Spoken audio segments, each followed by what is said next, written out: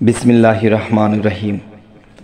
হে জগতবাসী, আজকে আপনাদের সামনে যে আলোচনাটি নিয়ে আসা হলো, সেই আলোচনাটি একটু খেয়াল করে শুনবেন। যেমন আমাকে কিছু ইউটিউবের থেকে কিছু লোকজন আমাকে জানালেন যে আপনি এই বিষয়ে একটি আলোচনা করেন। সেই আলোচনাটি হলো আদম হাওয়া এই দুইজন। তো এই দুইজন পৃথিবীতে মানব বেশে এসে গেল, কিন্তু দেখা যায় যে পৃথিবীতে কত বন্য প্রাণী আছে, কত ধরনের প্রাণীরা আছে। যে হাদিস শরীফে এসেছে দোজখীদেরকে দোজখে নিক্ষেপ করা হবে পশুর স্বরূপ বানিয়ে, মানুষ স্বরূপ নয়। তাহলে পশুর জীবনটাই তো কষ্টময়। তাহলে দেখা যায় আদম আর হাওয়া এই দুইজনকে আল্লাহ এই পৃথিবীতে পাঠালেন। তাহলে এত এত মানুষ আর এত এত প্রাণী তারা কোত্থেকে আসলো? এক। দ্বিতীয়ত হলো যে যারা পশু প্রাণীতে এসেছে, তো আল্লাহ তো কারো প্রতি অবিচার করেন না। তাহলে এই পশু প্রাণীতে যারা আছে, মানব জীবনটাই শান্তিময়, আর তারা এত অশান্তিতে তাদেরকে পাঠানো হলো, এর বিষয়টা কি? আল্লাহ তো কখনো অবিচার করেন না। তো এ ধরনের আলোচনাও যদি একসময় করে থাকি, তারপরেও কিন্তু একজন আমাকে জিজ্ঞাসা করলেন, একজন নয় কয়েকজনই জিজ্ঞাসা করেছেন। তাই আমি আজকে এই আলোচনাটা করতে আবার আপনাদের সামনে হাজির হলাম।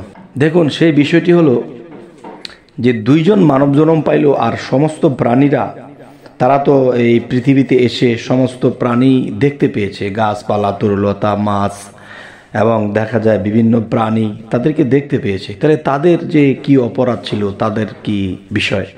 তো আল্লাহ তো অবিচার করেন না। দুইজনকে মানব বেশে দিলেন, আর বাদ বাকি তারা মানুষের বাহিরে জন্ম নিতে হলো।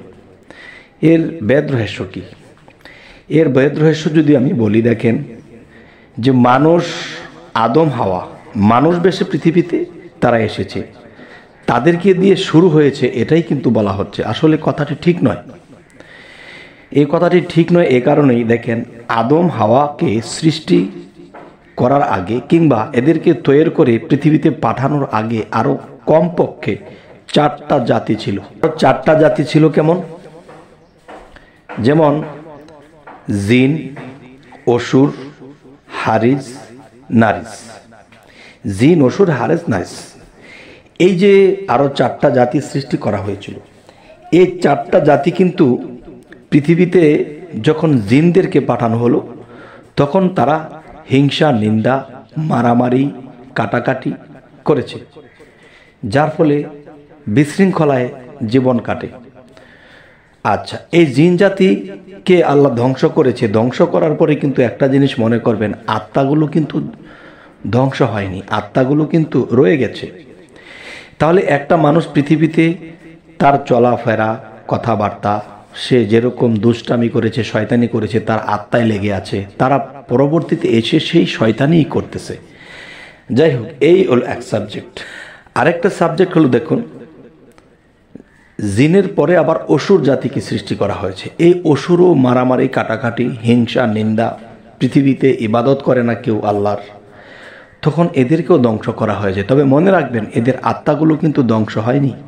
এরপরে হারিস একটা জাতি, সেগুলো এই একই অবস্থা। হারিসের পরে নারিস, এগুলি এই একই অবস্থা, এরকমই অবস্থা। তাহলে আল্লাহ একের পর এক ধ্বংস করলো, আর একটা করে নতুন করে জাতি আল্লাহ পৃথিবীতে প্রেরণ করলো, কিন্তু সেগুলো এই মারামারি, হানাহানি, কাটাকাটি, আল্লাহর প্রেম ভক্তি কারো ভিতরে নেই, আর আল্লাহ খোদা বলে কিছুই তারা মানে না।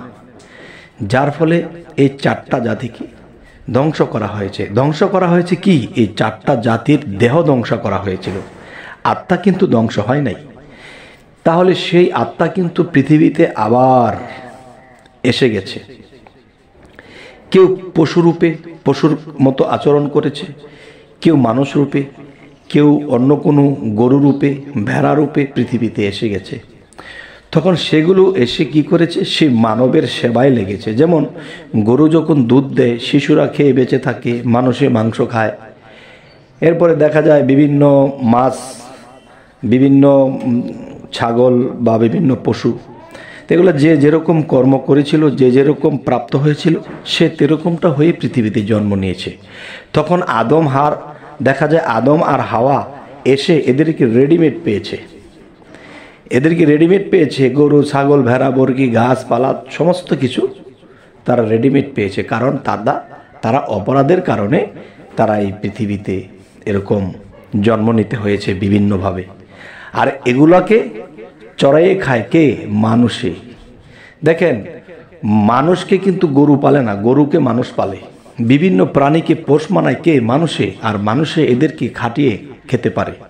তবে যিনি আমাকে এই কথাটি জিজ্ঞাসা করেছিলেন যে আদম আর হাওয়া এই দুটি মানুষকে, মহিলা এবং পুরুষ, পৃথিবীতে আল্লাহ পাঠিয়ে দিল, কিন্তু তারা মানুষ হিসেবে এসে গেল আর বাদবাকি অন্য প্রাণীতে এসে গেল, তাদের কি অপরাধ ছিল? এই একটি।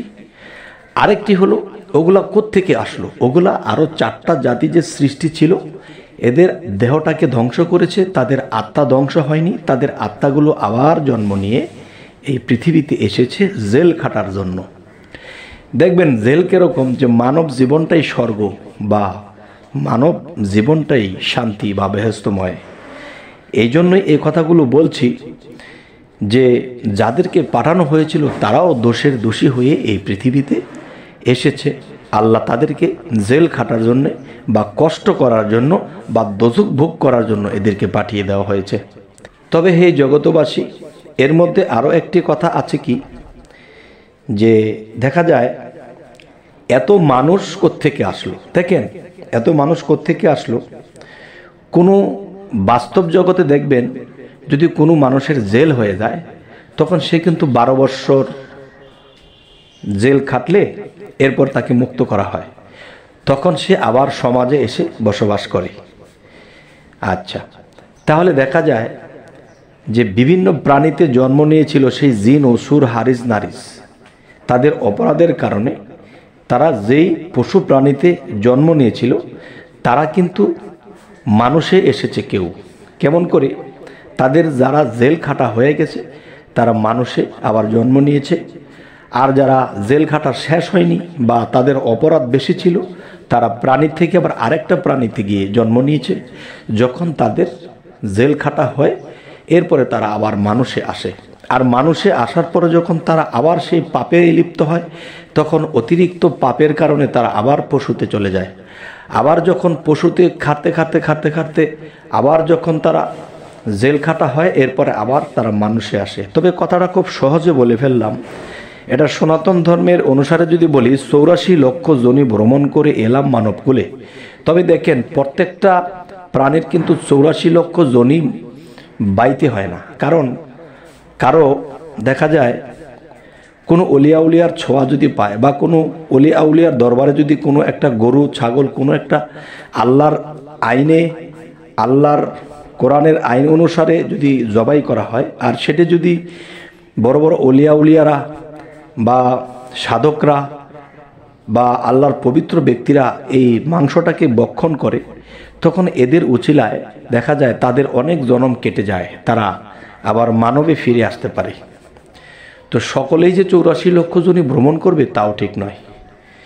তবে হে জগতবাসী, আমাকে একজন ইউটিউব থেকে একজন ব্যক্তি আমাকে বললেন যে আপনি এই বিষয়ে একটি আলোচনা করুন, যে আদম হাওয়া তো পৃথিবীতে 2টি লোক ছিল, 2টি মানুষই এসেছিল, তো এত মানুষ কোত্থেকে আসলো আর এত প্রাণীরা কোত্থেকে আসলো? তো প্রাণীর জগৎটা তো দোজখময়, তারা কষ্টে জীবনযাপন করে, তাহলে তারা অশান্তি ভোগ করবে কেন? তাদের কি পাপ ছিল? আজকে এই বিষয়ে আলোচনা করলাম, যে অবশ্যই আমাকে জানাবেন যে আলোচনাটি আপনাদের কেমন লাগলো এবং সামনে আপনারা কি ধরনের আলোচনা চাইছেন অবশ্যই ইঙ্গিত করবেন, আমি বলার চেষ্টা করব।